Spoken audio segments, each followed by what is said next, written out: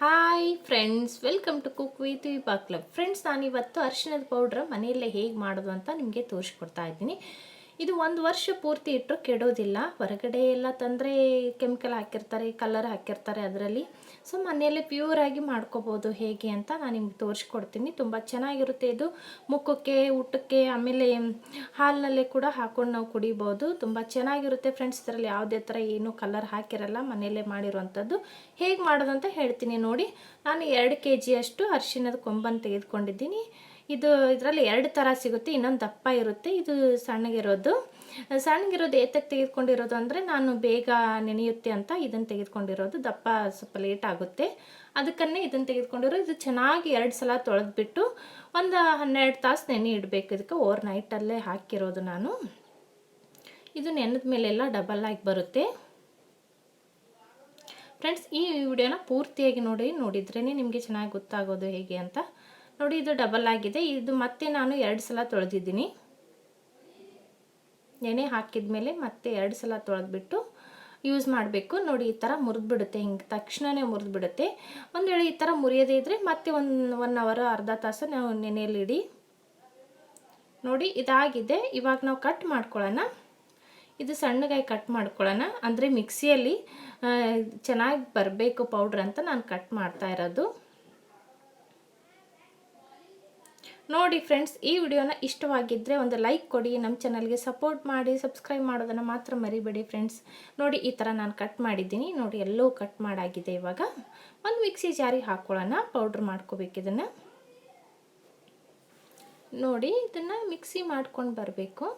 ಇದು ಚೆನ್ನಾಗಿ ಪೌಡ್ರ್ ಮಾಡ್ಕೋಬೇಕು ಫ್ರೆಂಡ್ಸ್. ಇದನ್ನು ನೆನೆದಿರುವಾಗ ಯಾಕೆ ಮಾಡೋದು ಅಂದರೆ, ಗಟ್ಟಿರುವಾಗ ನಾವು ಒಣಗಿಸ್ಬಿಟ್ಟು ಏನಾದರೂ ಮಾಡಿದ್ವಿ ಅಂದರೆ ಮಿಕ್ಸಿ ಜಾರ್ ಹಾಳಾಗುತ್ತೆ, ಮಾಡೋದಕ್ಕೆ ಚೆನ್ನಾಗಿ ಬರೋದಿಲ್ಲ. ಅದಕ್ಕೋಸ್ಕರನೇ ನಾವು ಇದು ನೆನೆದಿರಬೇಕಾದ್ರೆ ಮಾಡಿದ್ರೆ ಪೌಡ್ರ್ ಚೆನ್ನಾಗಿ ಬರುತ್ತೆ ಇದು. ಅದಕ್ಕೋಸ್ಕರ ಈ ಥರ ಮಾಡೋದು. ನೋಡಿ, ಎಷ್ಟು ಚೆನ್ನಾಗಿ ಬಂದಿದೆ. ಮತ್ತು ಇದು ಗಿರ್ನಿಯಲ್ಲಿ ಕೂಡ ಬೀಸ್ಕೊಡ್ತಾರೆ ಅವರು. ಒಂದೊಂದು ಸಲ ಖಾರದ ಮೇಲೆ ಅದೆಲ್ಲ ಹಾಕಿ ಕೊಡ್ತಾರೆ. ಅದರಿಂದ ನಾವು ಮನೆಯಲ್ಲೇ ಮಾಡ್ಕೋಬೋದು. ಈ ಥರ ಮುಖಕ್ಕೆ ಅದೆಲ್ಲ ಹಚ್ಕೋತೀವಲ್ಲ ಅದರಲ್ಲಿಂದ. ಇದು ಹಾಲಿನಲ್ಲಿ ಕೂಡ ಹಾಕಬೇಕಾದ್ರೆ ಮನೆಯಲ್ಲಿ ಮಾಡಿರೋದು, ಯಾವುದೇ ಕಾರಣಕ್ಕೂ ಏನು ತೊಂದರೆ ಆಗೋದಿಲ್ಲ. ಗಿರ್ನಿಯಲ್ಲಾದರೆ ಖಾರದ ಮೇಲೆ ಅದೆಲ್ಲ ಹಾಕಿ ಕೊಡ್ತಾರೆ. ನೋಡಿ, ಇವಾಗ ಇದನ್ನು ನಾವು ಒಣಗಿಸ್ಕೊಳ್ಬೇಕು. ಸ್ವಲ್ಪ ಚೆನ್ನಾಗಿ ಮಿಕ್ಸಿ ಮಾಡಿಕೊಂಡ್ರೆ ಪುಡಿ ಪುಡಿ ಆಗಿರುತ್ತೆ ಎಲ್ಲವೂ. ಅದರಲ್ಲಿ ಅರಿಶಿಣ ಕೊಂಬು ಉಳಿಬಾರ್ದು ಮಿಕ್ಸಿ ಮಾಡಬೇಕಾದಾಗ. ಇದನ್ನು ಫ್ಯಾನ್ ಗಾಳಿಯಲ್ಲಿ ಒಣಗಿಸ್ಬೇಕು ಫ್ರೆಂಡ್ಸ್. ಇದು ಬಿಸಿಲಲ್ಲಿ ಹಾಕಕ್ಕೆ ಹೋಗಬೇಡಿ. ಬಿಸಿಲಲ್ಲಿ ಹಾಕಿದರೆ ಕಲರ್ ಕೆಂಪಾಗಿಬಿಡುತ್ತೆ, ಇದರದ್ದು ಹಳದಿ ಕಲರ್ ಹೋಗುತ್ತೆ. ನೋಡಿ, ಈ ಥರ ತೆಳ್ಳಗೆ ಮಾಡಿಬಿಟ್ಟು ಹಾಕಬೇಕು. ಇದು ಜಾಸ್ತಿ ಇರೋದೆಲ್ಲ ನಾನು ಒಂದು ಬಟ್ಟೆ ಮೇಲೆ ಹಾಕಿದ್ದೀನಿ. ಒಂದು 3 ಡೇಸ್ ಅಷ್ಟು ನಾವು ಫ್ಯಾನ್ ಗಾಳಿಗೆ ಒಣಗಿಸ್ಬೇಕು ಇದನ್ನು. 3 ದಿವಸ. ಇಲ್ಲ ನೀವು ಚೆನ್ನಾಗಿ ಒಣಗಿಲ್ಲ ಅಂದರೆ 1 ದಿವಸ ಎಕ್ಸ್ಟ್ರಾ ಇಟ್ಟರು ನಡೆಯುತ್ತೆ. ನೋಡಿ, ನಾನು ಒಂದು ಬಟ್ಟೆ ಮೇಲೆ ಹಾಕ್ತಾ ಇದ್ದೀನಿ. ಇದನ್ನೆಲ್ಲವೂ ಒಂದು ಬಟ್ಟೆ ಮೇಲೆ ಚೆನ್ನಾಗಿ ಒಣಗಿಸ್ಬೇಕು. ಇದನ್ನು ಹಸಿ ಅಂಶ ಉಳಿಬಾರ್ದು. ಹಾಗೇನಾದರೂ ಉಳಿದ್ರೆ ಕೆಟ್ಟು ಹೋಗುತ್ತೆ. ಅದಕ್ಕೇ ನಾನು ತೆಳ್ಳಗೆ ಹಾಕಬೇಕು ಇದನ್ನು ಒಂದು ಬಟ್ಟೆ ಮೇಲೆ. ಫ್ಯಾನ್ ಗಾಳಿಯಲ್ಲೇ ಒಂದು 3 ದಿವಸ ಒಣಗಿಸಿರುವಂಥದ್ದು. ನೋಡಿ, ಇವಾಗ ಒಣಗಿ ಹೋಗಿದೆ. ಇದು ಪೂರ್ತಿಯಾಗಿ ಒಣಗಿದೆ.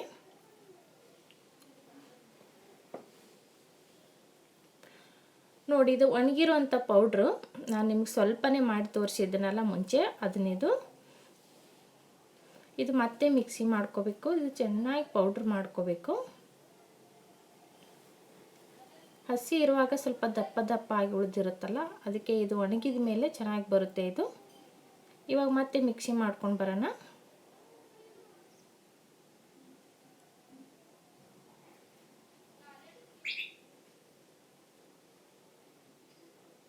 ನೋಡಿ ಫ್ರೆಂಡ್ಸ್, ಇದು ಮಿಕ್ಸಿ ಮಾಡಾಗಿದೆ.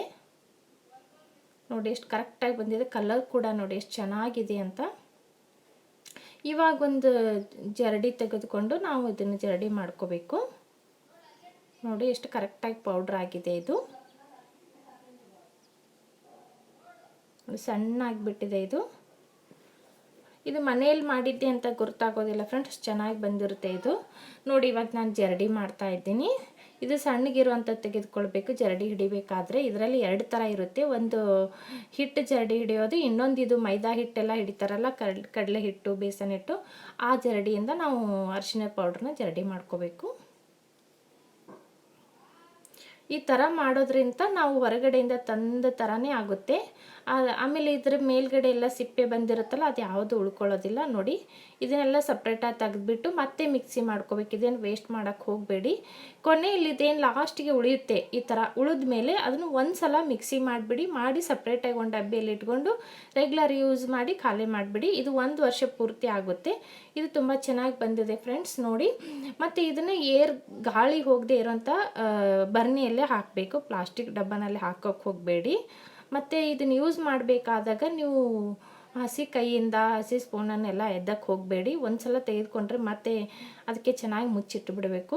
ನೋಡಿ, ಈ ಥರ ನಾನು ಕಾಜಿನ ಬರ್ನಿಯಲ್ಲೇ ಹಾಕ್ತಾಯಿದ್ದೀನಿ. ಇದು ಹಾಳಾಗೋದಿಲ್ಲ, ಅದಕ್ಕೋಸ್ಕರ ನಾನು ಈ ಥರ ಬರ್ನಿಯಲ್ಲಿ ಹಾಕ್ತಾ ಇರೋದು.